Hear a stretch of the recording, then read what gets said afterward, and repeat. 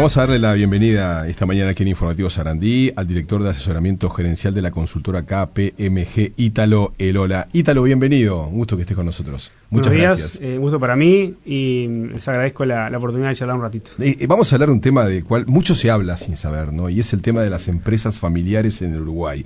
Porque lo que vamos a conversar a continuación son las conclusiones de un estudio, una encuesta llevada adelante por KPMG con el Centro de Empresas Familiares de la Cámara de Comercio, donde justamente se estudian las empresas familiares, ¿no? Y hay unas conclusiones importantísimas con respecto a los números del estudio. Por ejemplo, el 20% está preparado para llevar adelante las tareas que tiene por delante en una empresa familiar. El 58% están liderados por la segunda generación de la familia. Y después están los mitos en la vuelta, ¿no? Que es un buen punto de partida. Siempre he dicho, usualmente los nietos funden la empresa de la que fundó el abuelo, por ejemplo, ¿no? Muy bien, es exactamente como decís vos, es un mito, es una leyenda urbana. Sí.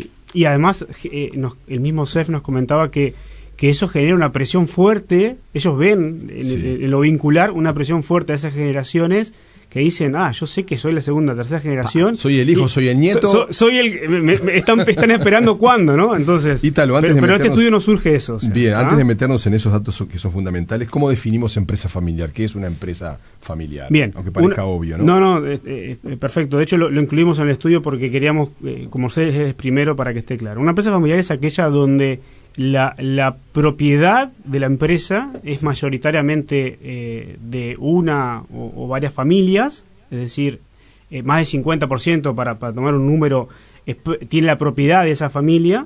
Sí. En segundo lugar, donde integrantes de la familia tienen un rol activo en la empresa, o sea, trabajan en la empresa, toman decisiones, ocupan puestos en la empresa.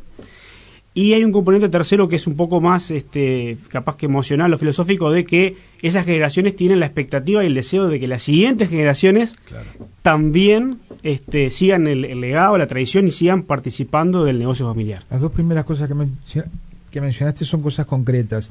La tercera es una aspiración. ¿Se requiere que las dos primeras se cumplan para ser considerada una empresa familiar?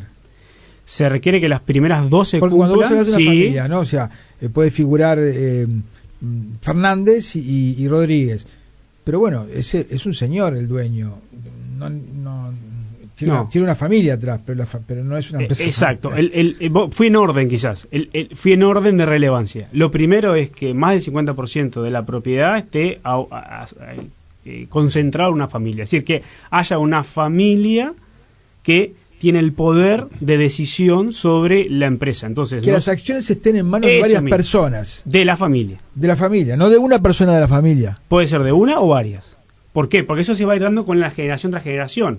Claro, imagínate, el fundador tiene quizás inicialmente la mayoría de las acciones. Cuando viene nuevos miembros, nuevas generaciones, va a ir incorporándolos y le va a ir dando parte de la propiedad. Entonces van a empezar a aparecer varios actores de la familia que tienen propiedad. Vamos hablando de un kiosco hasta una automotora, por ejemplo. Sí. Por ejemplo, o más. O más todavía. Estamos hablando de que en general pensaríamos en micro y pequeñas empresas. Ahí está, bien. Que en Uruguay más o menos es un número de formalizadas, unos 90.000 empresas. Uh-huh. Y el CEF estima que el 80% son empresas familiares. El 80%.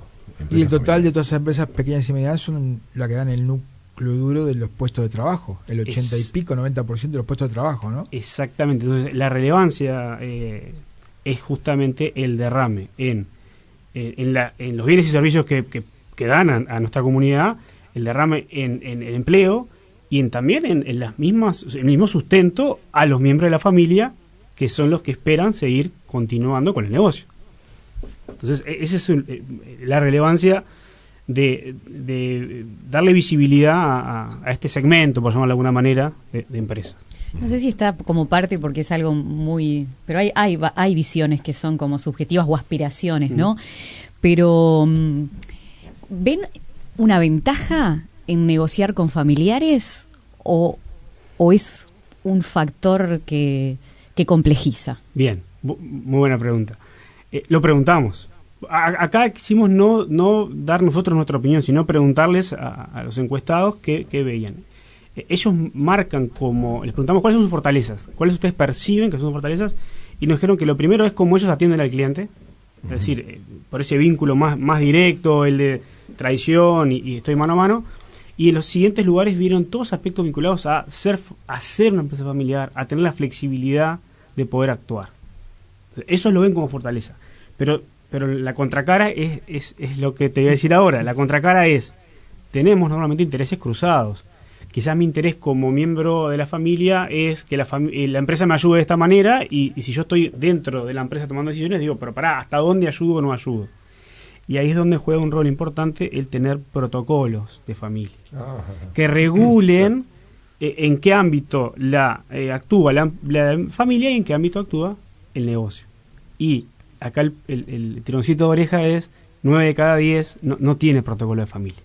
Entonces, si queremos que ese vínculo esté lo más blanco y negro posible, habría que regularlo, acordarlo, ¿no? Acordarlo entre partes. Y esto es un borrador, lo vas trabajando, pero para que cuando lleguen situaciones específicas, no se enfermó fulanito, ¿le damos un trato especial o no? O fulanito va a sumarse a la empresa, ¿cómo lo evaluamos? Que haya criterios para que esas decisiones sean consensuadas y no vayamos generando expectativas encontradas por ser justamente familiares.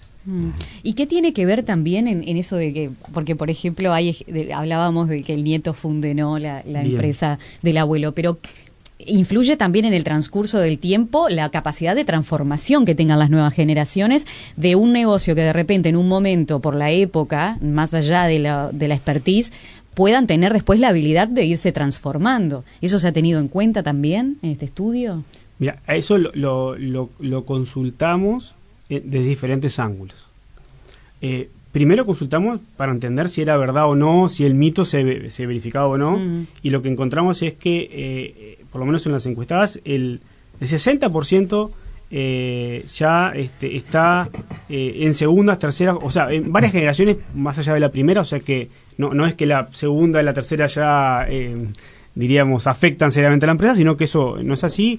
El 80% tiene más de 15 años en el mercado, entonces habla de tradición, y la mayoría nos respondían que querían seguir con el negocio. Lo que sí lo ponemos con un punto de atención es lo que vos decís, porque sí, la mayoría de las empresas quieren que la empresa siga siendo familiar, como surgió.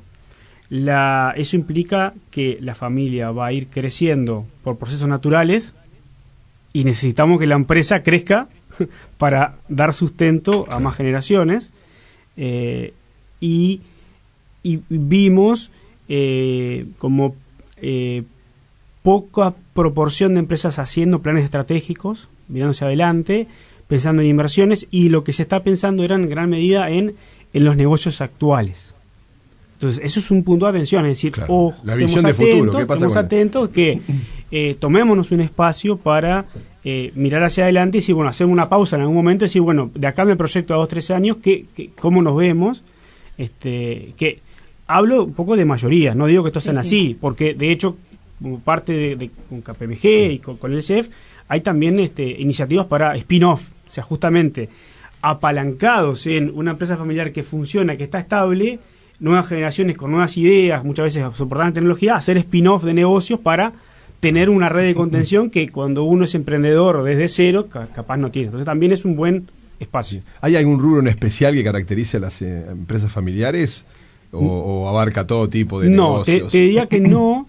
Este estudio en particular, como fue difundido a través de la Cámara de Comercio, lógicamente tenemos rubros que tienen más peso relativo, pero puede haber un sesgo por cómo lo difundimos. Entonces, no me animaría a decir estamos más en un rubro que en otro, porque sí ahí puede haber un sesgo en cuanto a quién le preguntamos. Claro. Si en otras ediciones, si agregamos más audiencia, quizás tengamos un peso distinto de los participantes. Lo que sí que participaron empresas de 16 departamentos, tenemos miradas de... Podemos hablar casi de un alcance nacional. Un alcance nacional, quiero ser transparente, el estudio no es estadísticamente representativo, no lo es. Ajá. Tenemos unas 64 respuestas, Brasil maneja 200, es decir, tenemos una estructura donde Brasil yo hubiese esperado que tuviera 10 veces más, en cantidad es mejorable, pero yo destaco algo que nos decía Verónica Balestero, coordinadora del CEF, para ellos esto es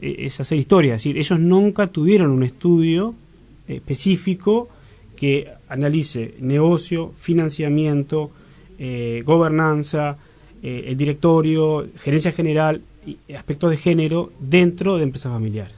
Entonces la encuesta es extensa, entonces también esto hace que tengamos muchas preguntas para luego poder desmenuzarlo. Sí, yo pensaba justamente en lo que son los vínculos familiares, ¿no?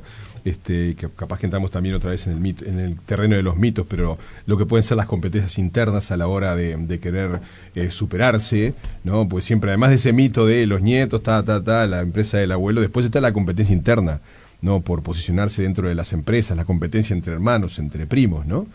Hasta qué punto lo profesional prima por encima del vínculo familiar. Bien, ahí se trabaja, el CEF en particular tiene un rol muy activo en trabajar en lo vincular, en el manejo de emociones, es decir, el manejo de emociones y expectativas, porque aparte de las ambiciones de cada uno, también está a veces la presión de decir, me doy vuelta y vengo a suceder a alguien que fue el fundador del negocio y que son zapatos grandes para llenar. Entonces hay un aspecto vincular y emocional que se trabaja mucho, ellos en particular lo trabajan bastante. Y acá, como para tener referencia en eso, más de 9 de cada 10 empresas nos dijeron que el gerente general, el CEO en empresas más grandes, es de la familia. Es decir, por lo menos en este estadio, en este grupo, todavía tenemos una fuerte concentración de las decisiones en la familia, y solo 2 nos dijeron de cada 10 que planea o considera incorporar un CEO técnico puro de industria. ¿Sí? Entonces, eso hay que leerlo en contexto de todos me dicen que van a ser empresas familiares, que van a seguir siendo así, que cada vez quieren que más generaciones tengan sustento la familia, y yo... Pero tenemos un CEO afuera. Yo los llevo a pensar a cómo profesionalizamos gradualmente más la empresa para que crezca como crece la familia. No digo que el CEO de la familia no tenga capacidades, lo que digo es estemos abiertos a que cuando sea necesario eso sea una posibilidad, si necesitamos que la empresa quizás tenga habilidades que la familia no tiene. O sea, lo que importa no es si es familiar o no, mirando el negocio, no sé si las capacidades son las adecuadas. Seguramente ahí deben influir cuestiones que no tienen que ver con el mundo de los negocios, sino que tienen que ver más con el mundo de la sociología, de la antropología, la conformación de las familias hoy por hoy, las aspiraciones de los muchachos más jóvenes, el rechazo a seguir el camino de los padres necesariamente hasta por rebeldía. Debe haber un montón de factores que juegan ahí, ¿no? Totalmente. La empresa familiar es un caso único donde se cruzan familia, como quizás lo comentaba en la previa, familia, propiedad y empresa. Entonces, esos 3 dimensiones, yo puedo ser familiar, miembro de la familia y no ser propietario todavía, o nunca, o puedo ser familiar y trabajar o no. Entonces, esas 3 dimensiones van a siempre coexistir, van a generar dinámicas propias de una empresa familiar, y depende qué componente es el que pesa más en determinados momentos. Quizás en momentos de pandemia, el factor familia es el que quizás pesó más para tomar ciertas decisiones hacia lo más emocional. Quizás en un momento fuera de pandemia y de crecimiento económico, otro factor toma más preponderancia. De ahí surge la necesidad de que esos acuerdos, protocolos, consejos de familia existan, aunque sean en versiones que se vayan mejorando, para ir regulando hasta dónde juega o predomina un factor sobre otro. ¿Cómo estamos en la región? Porque ¿cómo esto influye en la economía del país? Porque teniendo en cuenta ese gran porcentaje de empresas familiares, la primera pregunta que se me viene es, ¿esto es un valor agregado para el Uruguay? ¿Estamos en la región o en el mundo en porcentajes más altos? ¿Se apunta a eso o no? ¿Y cómo beneficia o no la economía del país? Que se mantenga este perfil. Bien. Siempre me gusta decir que en Uruguay hay un tema de escala, y es obvio, Uruguay tiene un tema de escala respecto a sus hermanos y a la región, y por tanto siempre tratamos de ver las cosas en términos relativos, porque en absoluto es difícil verlo, ¿no? Comparar Uruguay con Brasil es difícil. Sí, por ejemplo, te puedo comentar de que ayer estaba hablando con la socia de KPMG que hace este estudio en Brasil, ya van 4 ediciones en Brasil, ellos me dicen, mira, tenemos guarismos similares en cuanto a que el 80% acá también más o menos son empresas familiares. Claro, empresas familiares, pero de otro porte. Claro. Cuando vos mirás los informes de Brasil, los componentes más emocionales y de traspasos de generaciones se condicen con Uruguay, pero tienen otro nivel de desarrollo a nivel de gobernanza, de gobierno cooperativo, porque claro, hablamos de empresas más grandes, donde realmente hay muchas más personas involucradas y hay que regular mucho mejor la toma de decisiones. Entonces, lo que te puedo responder es, son fenómenos que se dan en Uruguay y en la región, en proporciones similares, el impacto económico depende de nuestra escala, y hay dinámicas que se mantienen, sobre todo los vinculados más hacia la familia, y luego la profesionalización y el impacto económico depende también de la escala. Entonces, lo que sí creo que es comparable en cuanto a los resultados, es decir, es comparable en cuanto a que en Brasil también la mayoría de las empresas familiares dicen, yo quiero que sigamos siendo una empresa familiar. Claro. Es nuestro apellido, es nuestro prestigio, lo cuido, quiero que permanezca generación a generación. 80% tiene más de 15 años de trayectoria. Es un Exacto. factor interesante. Y hay un 20% que tiene más de 60 años. 60 años. Entonces, por eso es que la palabra trayectoria, tradición, choca contra ese mito de la segunda generación, la tercera generación, desarma la empresa. Y no, Claro. estamos diciendo que son empresas donde mayoritariamente tienen... ¿Hombres y mujeres por igual? Ese tema estuvo sobre la mesa, Estuvo, tema. se Porque mucho se hablaba acerca bueno, es un gran problema que tenemos en el mercado laboral uruguayo, ¿no? Muchas veces, por igual tarea, el hombre gana más que la mujer. En la Bien. empresa familiar, ¿eso se repite Bien. o no? Hay cosas que sí preguntamos y cosas que no. Preguntamos, por ejemplo, si tienen un rol activo, si están involucradas o no. El 80% nos dijeron que sí, que tienen un rol activo, y de los que participan, más del 60% tienen un rol o de gerencia o de dirección. Es decir, participan realmente en cargos de relevancia para la empresa. ¿Tá? Ahora, cuando les preguntamos en términos relativos, ¿no? Relativos de proporciones, en cuanto a pesos relativos, nos dijeron que todavía hay un sesgo hacia más cantidad de hombres que de mujeres. Entonces, y de hecho les preguntamos, o sea, ¿están trabajando en políticas de equidad de género? Sí. Y ahí hay una doble lectura. ¿Tá? Primero, entre las que sí ya están trabajando o están en proceso, tenemos un 55%. Eso sería, como, a mi entender, una mirada positiva. A mí me parece que está bueno. Ahora, el 45% nos dijo, no estoy trabajando y no lo tengo previsto en el radar, lo cual puede tener varias lecturas. Es decir, quizás los que nos responden todavía tenían a ese momento preocupaciones que a su entender estaban antes que una política de este estilo. De ahí lo interesante de que este estudio lo hagamos cada año y medio, cada 2 años, para ver si hay aspectos que van tomando otra relevancia en la sociedad y van permeando hacia las empresas familiares, y ver si estas cosas luego van mutando y cuáles son, van tomando otro peso relativo. ¿Qué situación debe ser, no? Y acá ya me voy de la encuesta, y más que nada me meto en el terreno de lo que has conversado y has visto, ¿no?